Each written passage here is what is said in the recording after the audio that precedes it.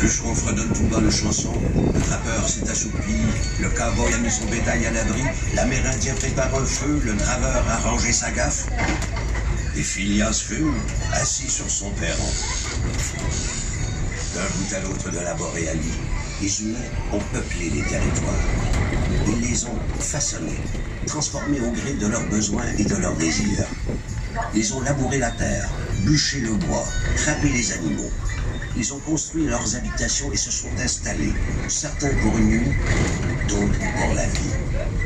Tout cela avec un impact certain sur la nature.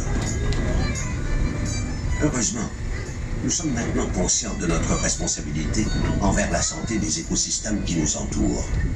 Et cela nous concerne tous. Le Centre de conservation de la biodiversité boréale, qui chapeaute le zone sauvage de Saint-Félicien, vous invite à participer à son œuvre de protection de cette biodiversité. Car il faut apprendre pour connaître, connaître pour aimer, et aimer pour protéger.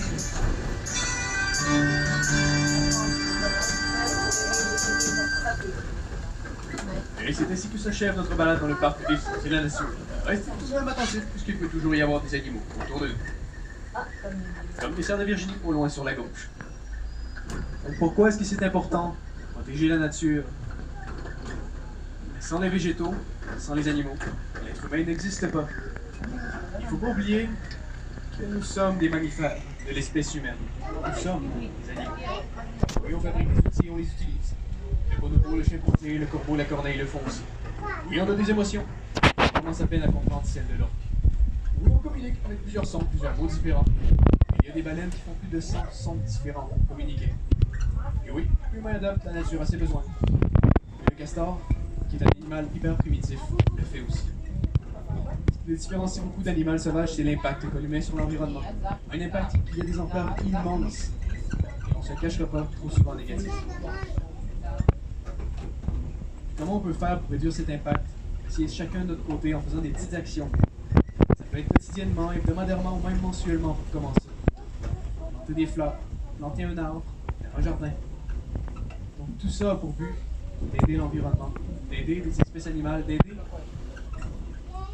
les choses qui, grâce à elles, on est en vie. Donc, un peu plus de 30% de notre consommation de fruits et légumes, c'est grâce aux abeilles. Fait que si on peut planter des fleurs puis les aider un peu, ça peut juste bien faire. Il ne faut pas se dire, il est trop tard, de toute façon ça ne changera rien, moi mon voisin ne le fait pas, je le fais pas, bah. Il faut se dire, moi je vais le faire. Et peut-être que ça va motiver quelqu'un d'autre à le faire.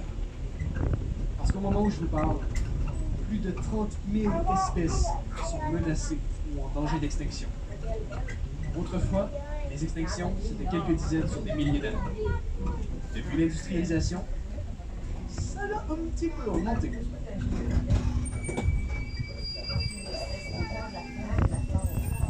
Faut pas oublier que la planète, elle, ne dépend pas de nous. Mais nous, on dépend grandement d'elle. C'est pour ça qu'il faut faire attention.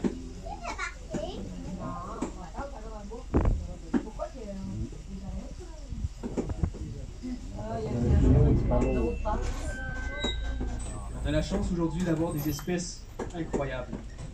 Il y a des séquoias, des arbres immenses qui vivent des centaines et même plus d'un millier d'années. Hyperion est un de ceux-là. Hyperion est un arbre de 111 mètres de haut. Un arbre de 111 mètres. Les séquoias, qu'est-ce qu'on faisait quand on les coupait? Les curés. On a les chameaux de Bactriane. Les chameaux de Bactriane qui résistent à des climats allant de 50 degrés, moins 50 degrés, peuvent survivre des semaines et même des mois sans boire directement de l'eau. Ils vont utiliser